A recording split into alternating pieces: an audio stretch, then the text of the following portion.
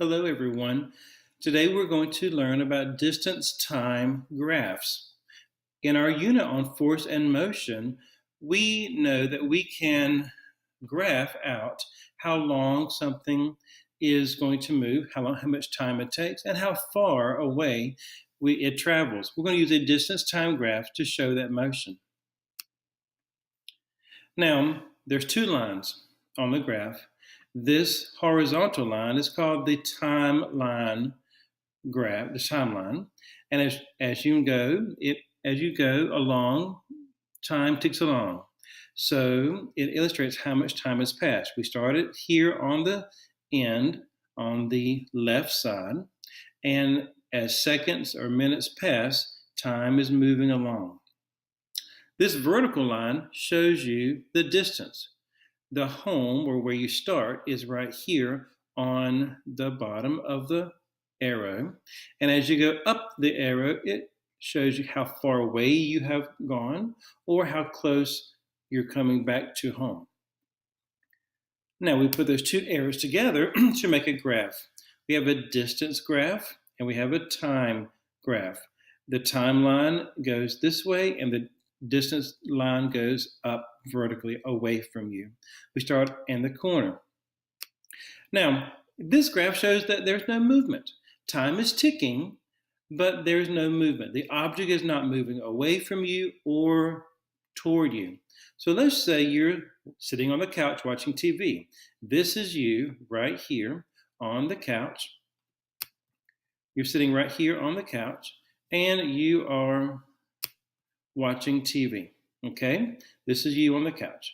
And so this is the TV right there across the room from you. As you can see, as you're sitting there, time is ticking, ticking, ticking. The TV is staying there, tick, tick, tick, tick, but it doesn't move.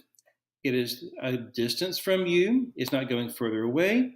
The line is not moving closer to you. You're staying still, the TV is staying still. Now, another example of that is this graph. Like you would hook up to someone's heart. And as you know, if you hook up to a heart and there's a flat line, that means the person is not moving. Sorry. Now let's show a graph where someone is moving. This is Trina's graph. Trina likes to ride a tricycle. She started on her tricycle and then she kept pedaling and pedaling her tricycle and she kept pedaling. She did not speed up. She didn't go fast, she didn't go slow. She just had a constant motion, a steady motion, and she's traveling and she's traveling and she's traveling away from home. This is Trina's graph.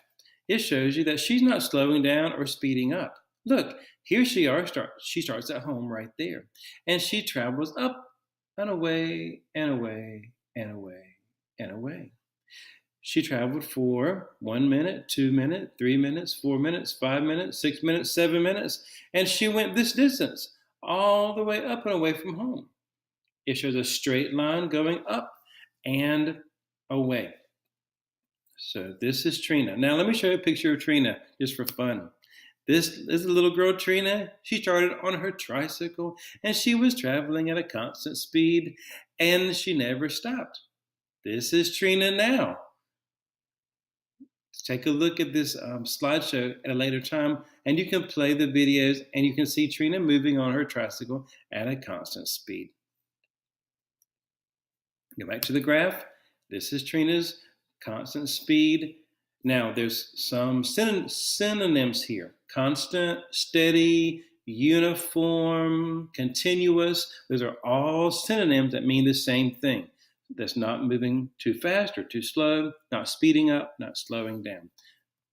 Let's move on to acceleration. Now this is Bubba's graph. Bubba loves to ride his father's motorcycle. Well, let me tell you the story about Bubba and then I'll show you his graph. This is Bubba. Hello, my name is Bubba. Hello, I love to ride the motorcycle with my daddy. Yes, I do.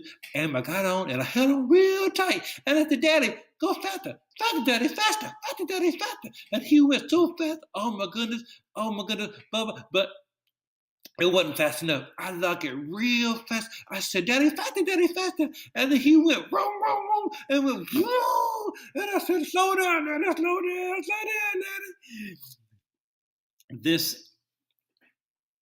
This is Bubba's graph.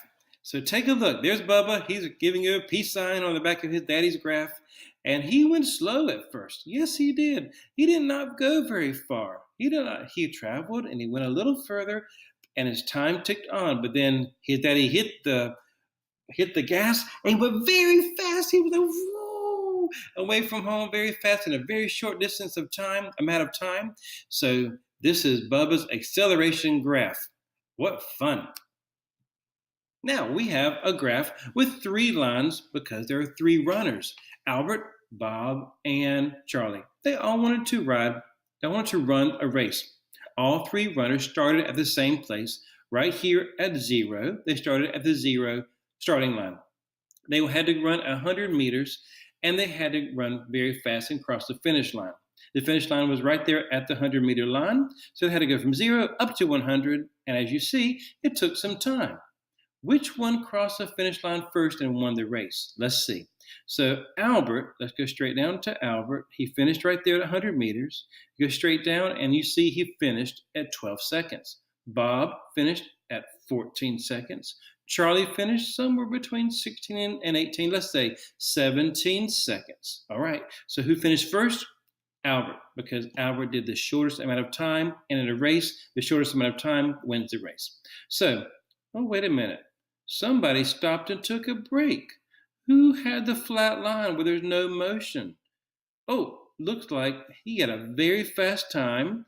Maybe he was like the tortoise and the hare, where the hare slowed down. So Charlie, this is Charlie's line. Charlie stopped between 8 and 13 seconds. He stopped for 5 seconds and did not go anywhere.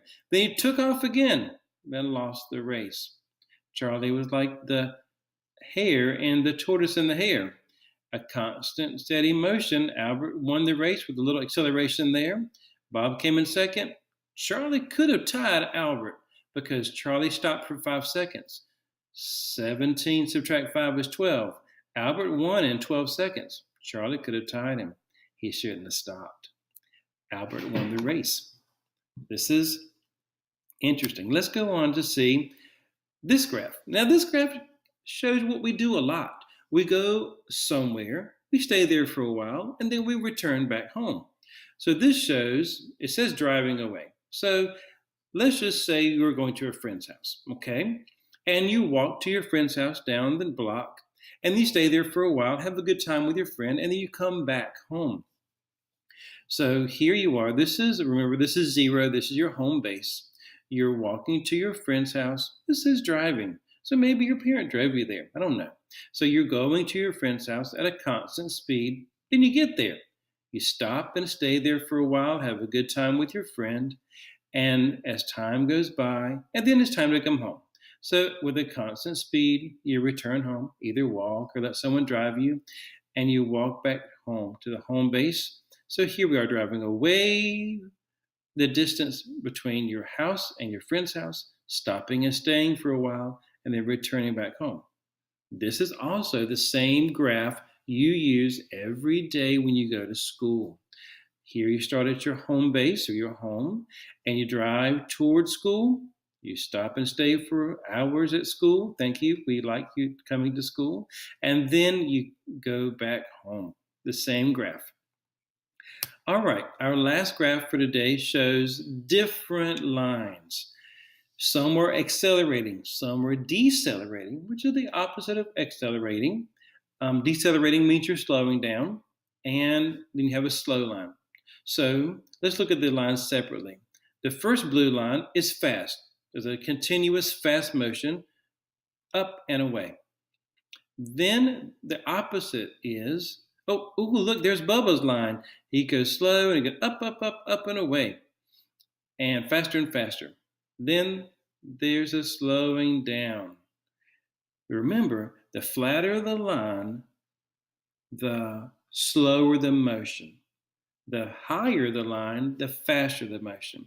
So a line that is flat does not go very far. Look, between the baseline and the slow line is very short distance. We haven't gone very far.